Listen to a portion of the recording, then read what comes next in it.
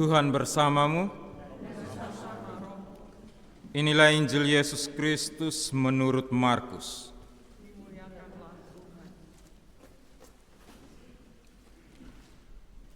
Sesudah Yohanes ditangkap, datanglah Yesus ke Galilea memberitakan Injil Allah. Katanya, "Waktunya telah genap, kerajaan Allah sudah dekat. Bertobatlah dan percayalah kepada Injil." Ketika Yesus sedang berjalan menyusur danau Galilea, ia melihat Simon dan Andreas, saudara Simon. Mereka sedang menebarkan jala di danau, sebab mereka penjala ikan.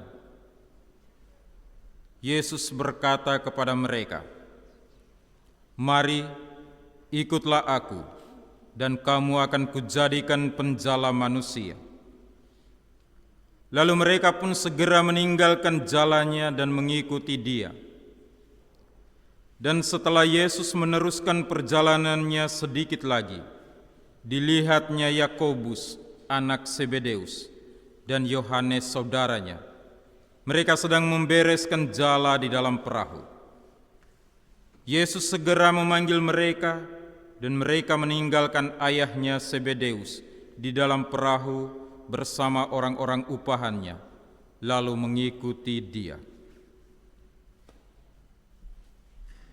Demikianlah Injil Tuhan.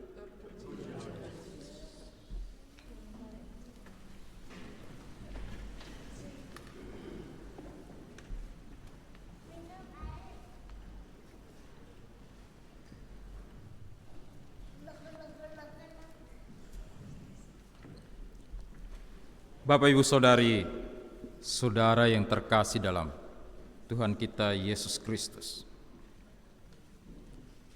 Kisah panggilan murid-murid yang pertama sungguh menarik untuk kita dengarkan, kita baca. Panggilan itu selalu unik, menarik, dan penuh misteri. Kita juga dipanggil dengan cara yang unik. Sebagian dari kita mungkin dibaptis ketika kita masih bayi, tetapi sebagian yang lain dibaptis ketika dewasa.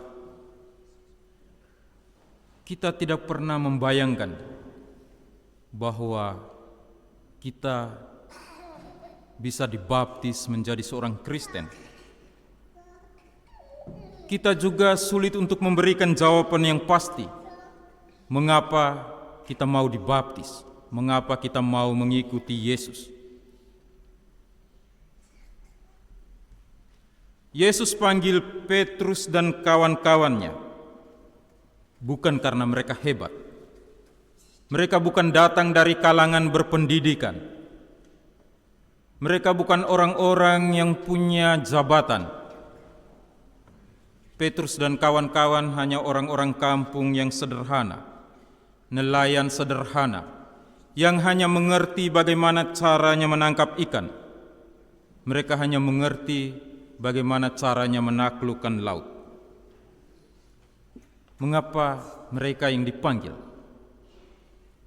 Yesus sebetulnya tidak membutuhkan orang-orang yang berpendidikan, orang-orang yang hebat.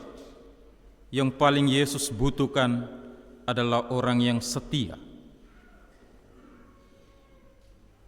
Yesus memanggil kita semua untuk setia. Setia dalam tugas dan pelayanan kita. Setia menjadi ketua KKI. Setia menjadi pengurus KOR. Setia untuk mengurus liturgi. Itu yang Yesus kehendaki dari kita semua. Kita tetap setia pada tugas kita di gereja. Kita tetap setia pada tugas kemuridan kita untuk mewartakan kebaikan, mewartakan cinta kasih kepada semua orang yang kita temui. Tuhan memakai setiap kita bukan karena kita hebat, bukan karena kita orang yang luar biasa. Tuhan memakai kita supaya kita tetap setia melayani Dia, supaya kita tetap bertanggung jawab pada panggilan kita masing-masing. Saya ingat satu kisah kecil pada saat musim panas tahun lalu. Kebetulan Pater Clemens pindah ke Rosendal, lalu saya untuk sementara membantu di parokinya di Den Haag South. Saya pergi ke satu gereja, mungkin sebagian dari kita tahu gereja itu, namanya Pastor Van Ars. Saya datang untuk misa. Ketika sedang misa, ada satu hal yang mengganggu saya, bahwa posisi altarnya tidak simetris. Altarnya tidak persis ada di tengah, sehingga sebagian umat yang duduk di sebelah kiri gereja atau di sebelah kanan saya tidak bisa saya pandang dengan baik dari altar. Selesai misa, saya ke sakaristi, saya tanya ke kosternya, mengapa altarnya dibuat tidak simetris? Apakah ada alasan atau filosofinya? Lalu koster itu dia jelaskan, altar itu tidak simetris karena gereja ini juga namanya Pastor Van Ars. Kita semua kenal Santo Yohanes Maria Vianney, seorang imam dari kampung Ars di Prancis, yang menjadi santo dan menjadi teladan pelindung para imam. Lalu dia jelaskan bahwa altar tidak simetris dengan maksud ketika sedang perayaan Ekaristi, semua umat yang ada di dalam gereja melihat pastor berada pada posisi yang tidak normal, pastor seorang yang tidak normal.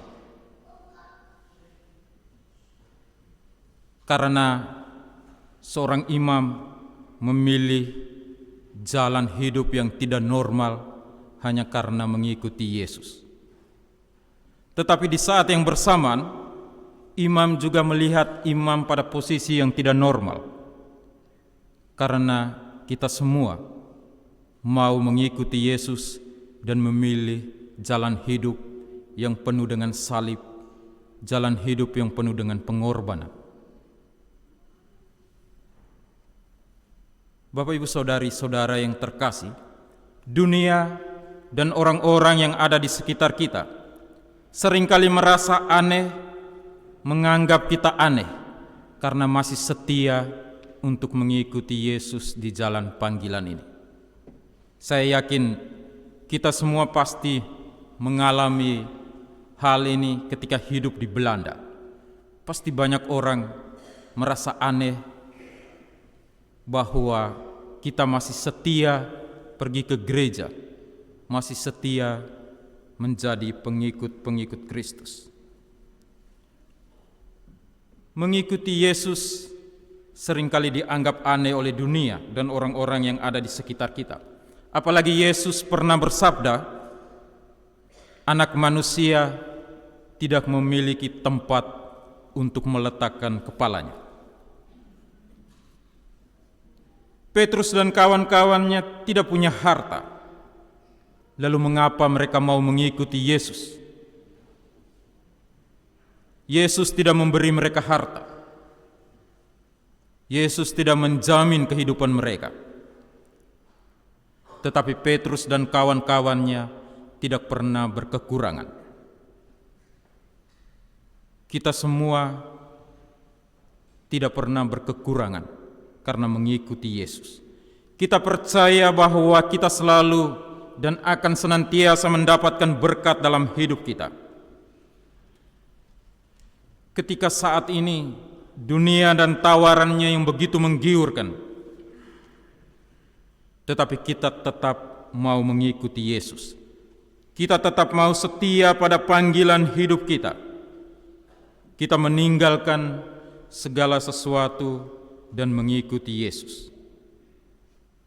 Yesus sudah panggil kita semua dengan nama kita masing-masing.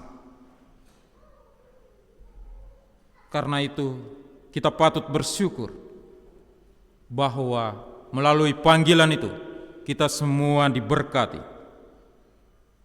Melalui panggilan itu kita semua diangkat menjadi anak-anak Allah. Karena itu teruslah setia pada panggilan hidup kita masing-masing. Setialah pada iman kita akan Yesus Kristus.